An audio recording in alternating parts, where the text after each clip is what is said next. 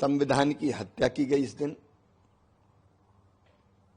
लोकतंत्र को पैरों तले कुचल दिया गया। उस समय प्रेस के साथ भी जो सलूक हुआ, लोकतंत्र के आधार स्तंभ को भी कुचलने का काम किया। आज भी याद है मुझे वो काला दिन, 50 साल हो गए।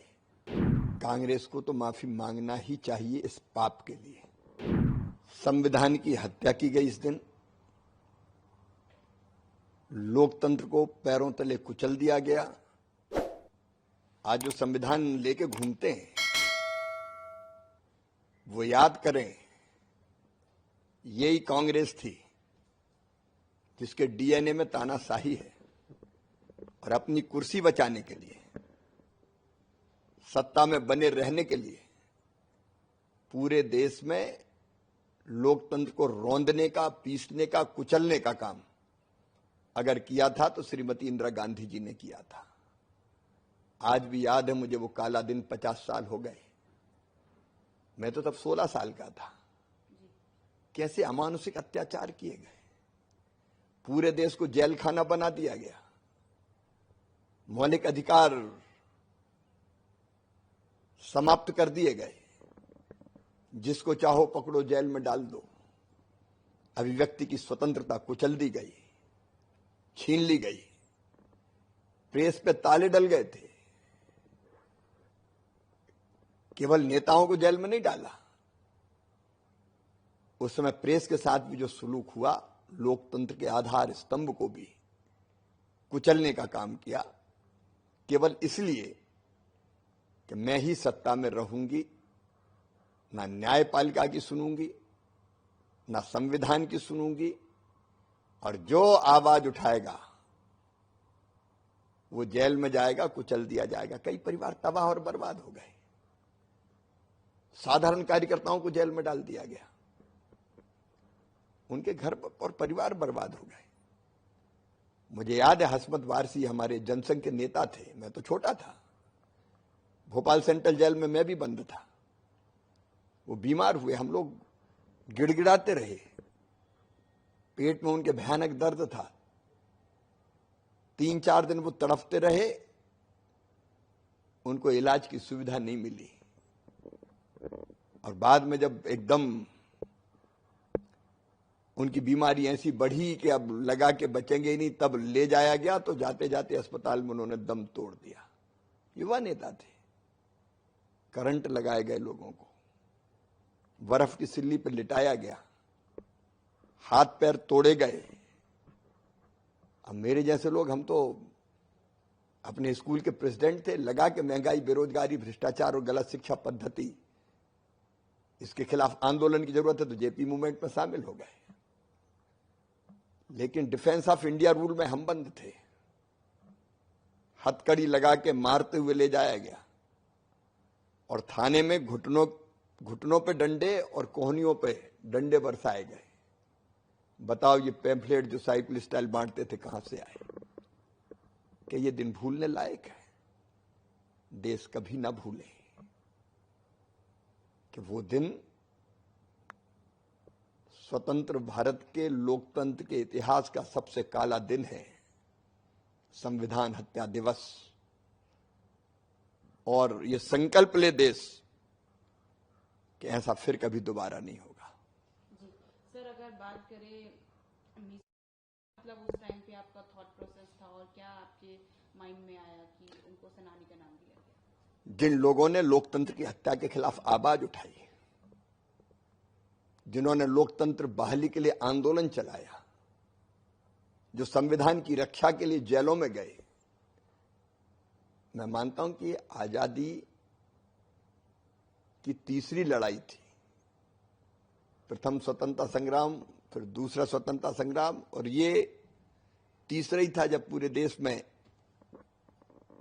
आपातकाल लगा के दमन चक्र चलाया गया। तो उन्होंने बहुत कुर्बानी दी। मैंने बताया, कई के छोटे मोटे कारोबार करते थे, व्यापार ठप हो गया, बीमार हो गए। अब मेरी दादी माँ, मैं जेल में था, तो जेल में गया तो बीमार हो गई, लड़का जेल चला गया और बाद में उनकी मृत्यु हो गई। कई ऐसे नेता थे जिनके परिवार में मृत्यु हो गई, उनको अंतिम दर्शन के लिए नहीं जाने दिया। तो जिनने लोकतंत्र की रक्षा के लिए आवाज उठाई उनको लोकतंत्र सेनानी कहना ही चाहिए, उनका सम्मान करना चाहिए। इसलिए मुख्यमंत्री रहते हुए मध्य प्रदेश में हमने किया था। मैं तो 11वीं में पढ़ता था। ये बात सही है कि मैंने आपातकाल के खिलाफ आवाज उठाई थी। जेपी के आंदोलन में उस समय मैं शामिल हुआ था प्रेसिडेंट के नाते, और विद्यार्थी परिषद का तब तक कार्यकर्ता भी बन गया था। मैं बेगमगंज जेल भी जाता था, जहां हमारे कई लोग बंद थे भोपाल के पास। तो जेलर बहुत दयालु थे, वो अंदर भेज देते थे बैरिक में ही, तो सबसे मिल के आता था और उनके घर के समाचार देता था। और बाहर भी हम साइकिल स्टाइल पर्चा घरों में पहुंचाने का काम करते थे। साइकिल स्टाइल ही पर्चे हो पाते थे, कहीं छप तो सकते नहीं थे। तो एक दिन पुलिस ने, मेरे घर का भी घर का था, किराए के कमरे पर रहते थे, पढ़ने आए थे गांव से, तो दरवाजा खटखटाया और जब दरवाजा खुला तो सामने पुलिस खड़ी थी, नीचे भी पुलिस घेरे हुए खड़ी थी, जैसे किसी आतंकवादी को दबोचने पहुंचे हो। नाम पूछा तो मैंने बताया, और फिर उन्होंने जो व्यवहार किया, एक तो गंदी गाली दी जो मैं दोहरा नहीं सकता, थप्पड़ मारना शुरू किया कि तू इंदिरा गांधी के खिलाफ आंदोलन चलाएगा हमारे इलाके में, कुचल देंगे। और जिन शब्दों का उपयोग किया वो सभ्य भाषा नहीं है। तलाशी ली तो मेरे यहां से साइकिल स्टाइल पर्चे से लेके चिट्ठियां तक सब बरामद हुई। तो मारते हुए वहां से मुझे हबीबगंज थाने ले गए। हबीबगंज थाने ले जाके हथकड़ियां डाल दी और फिर पूछा कि बताइए पर्चे कहां से मिलते थे। जब मैंने नहीं बताया, क्योंकि एक नाथूराम सोनी थे जिनकी छोटी सी लकड़ी के फट्टे वाली होटल थी, लेकिन वो जनसंघ के बहुत समर्पित कार्यकर्ता थे, वहां से मिलते थे। तो मैंने निश्चय किया कि बताना नहीं तो उनको भी पकड़ेंगे, उनका परिवार बर्बाद हो जाएगा। फिर करंट लगाने की धमकी दी, करंट लगाया नहीं, लेकिन वायर लगा के करंट लगाओ, इसको बर्फ की सिल्ली लाओ, उस पर सुलाओ।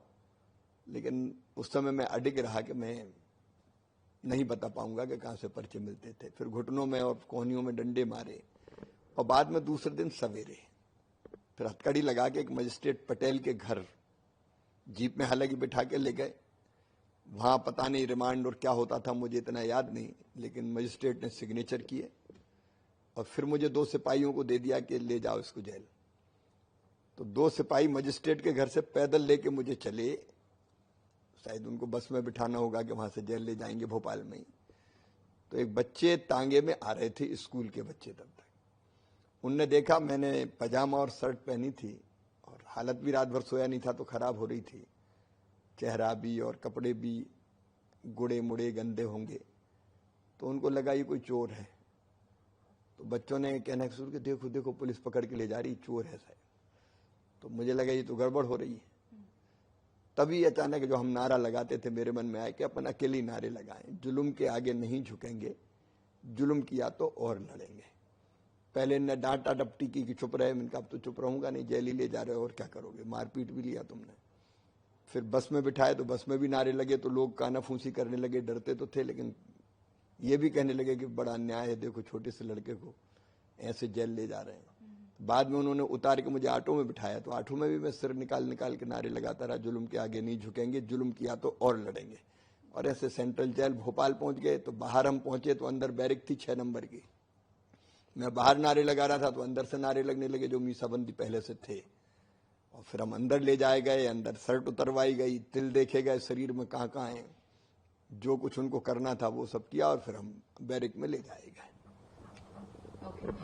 सर, एक दौर देखा इमरजेंसी का और एक आज का टाइम है जहां सरकार जो है, अगर बात करें इंटरनेशनल लेवल की या इंटरनेशनल पॉलिटिक्स की, तो वहां पे भी बहुत समर्थ है। ग्लोबल लीडर की तरह जो है हमारा देश आगे बढ़ रहा है। क्या बोलना चाहेंगे, कितना डिफरेंस है? मुझे गर्व है ये कहते हुए कि प्रधानमंत्री श्रीमान नरेंद्र मोदी जी के नेतृत्व में एक वैभवशाली, गौरवशाली, संपन्न, समृद्ध और शक्तिशाली राष्ट्र का उदय हुआ है। आज का भारत और तब के भारत में, भारत तो हम मां है हमारी देश, लेकिन तब और आज बहुत अंतर है। एक समय जब दुनिया के किसी देश में जाते थे तो कहीं मान नहीं था, सम्मान नहीं था, इज्जत नहीं थी, गंभीरता से नहीं लेता था कोई। और कांग्रेस की रिजिम में तो बेईमानी और भ्रष्टाचार का गढ़ माना जाता था, लेकिन आज जहां जाएं दुनिया के किसी कोने में, तो भारतीय सुनते ही एक अलग सम्मान का भाव हमारे नागरिकों के प्रति पैदा होता है। हम दुनिया की चौथी सबसे बड़ी अर्थव्यवस्था बन चुके हैं, उनको पीछे छोड़ दिया जिन्होंने कभी हम पे राज्य किया था। हर दिशा में भारत आज प्रगति कर रहा है, विकास कर रहा है, गर्व से हम भरे हुए हैं। और किसी ने अगर आंख उठा के भारत माता की तरफ देखा तो फिर उनको अंजाम भुगतना पड़ा है। चारों तरफ प्रगति हो रही है और सबसे बड़ी बात यह है कि लोकतंत्र बीजेपी की जड़ों में है, माटी में है, डीएनए में है। तानाशाही कांग्रेस के और लोकतंत्र बीजेपी की। मुझे गर्व है कहते हुए मंत्री के रूप में, जब कैबिनेट के अंदर हम बैठते हैं तो प्रधानमंत्री जी पूछते हैं कि बताओ और कोई विषय है क्या। हर एक मंत्री से बोलो तुम्हें कुछ कहना है क्या। जब इंदिरा जी थी तब कोई बोल सकता था, किसी की हिम्मत थी क्या। लोकतांत्रिक प्रक्रियाओं के माध्यम से सारी चीजें तय होती है और देश बढ़ रहा है, खुली हवा में सांस ले रहा है। नौजवान आत्मविश्वास से भरे हुए हैं। हमारी आर्थिक विकास दर हो, हमारे अनाज फल सब्जियों का उत्पादन हो, मेक इन इंडिया से लेके डिजिटल इंडिया तक, स्टार्टअप इंडिया से लेके स्टैंड अप इंडिया तक, महिला सशक्तिकरण से लेके ग्रामीण और शहरी विकास तक, औद्योगिकरण से लेके चारों तरफ जब हाईवे देखो आप, देख के गर्व से सीना फूल जाता है। हाईवेज हो, रेलवे के नेटवर्क हो, वंदे भारत ट्रेन से लेके अलग अलग इनोवेशन हो रहे हो, एयर कनेक्टिविटी का मामला हो, पोर्ट हो, एयरपोर्ट हो, चारों तरफ प्रगति हो रही है। कांग्रेस को तो माफी मांगना ही चाहिए इस पाप के लिए, अत्याचार के लिए, अन्याय के लिए, जिसमें कई लोग मारे गए और अन्याय भी कैसे कैसे हुए। तुर्कमान गेट कौन भूलेगा, यह लोग गोलियों से भून दिए गए थे। एक व्यक्ति की सनक ने तय कर दिया कि नसबंदी करो पूरे देश में, और नसबंदी के टारगेट फिक्स कर दिए गए। हर एक अफसर को जरूरी है कि इतनी इतनी तो नसबंदी करके ही आओगे, और नहीं तो वेतन नहीं, प्रमोशन नहीं, पता नहीं क्या क्या लगा दिया। तो बाकी सब काम छोड़ के अफसर पिल गया कि चलो पकड़ो, नसबंदी करो।